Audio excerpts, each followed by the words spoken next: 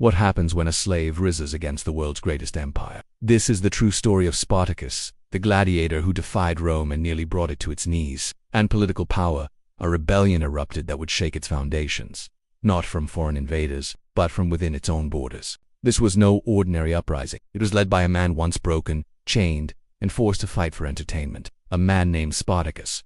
Forget what you've seen in the movies. This is raw, real, and epic. Let's dive in, but fate turned against him. Captured during one of Rome's many border campaigns, he was enslaved and sent to the brutal gladiator training school in Capua, one of the most notorious in the Republic. There, in the shadow of the arena, Spartacus was beaten, starved, and trained to kill for sport.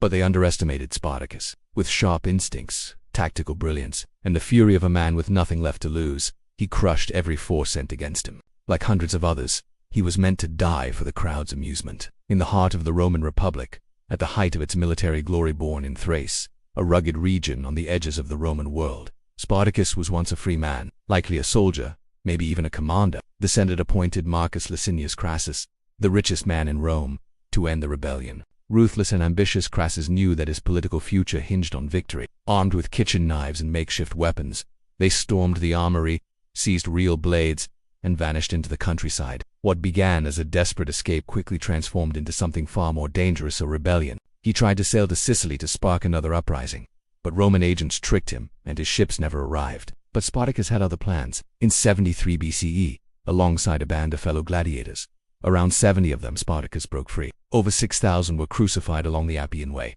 the road to Rome, as a grim warning to any who might dare challenge Roman power again. The road ran red with blood and lined with crosses for over 100 miles. A man who rose from chains to command armies, who defied an empire, and who chose to die free rather than live enslaved. For centuries, his story has been retold, reimagined, and revered. He's been a hero for revolutionaries, a martyr for the oppressed, and a legend in books, plays, and films. If you enjoyed this journey into one of the most daring rebellions Rome ever faced, like, subscribe, and join us as we uncover more twisted and untold stories of the ancient world. According to some accounts, he fought his way to Crassus himself, but was ultimately overwhelmed. His fight was not just against Rome, it was against the very idea that one man could own another. The Roman authorities laughed it off at first. A handful of escaped slaves, armed with stolen weapons, hiding in the hills, hardly a threat to the mighty Roman legions. But Spartacus was no fool. He wasn't just fighting for freedom.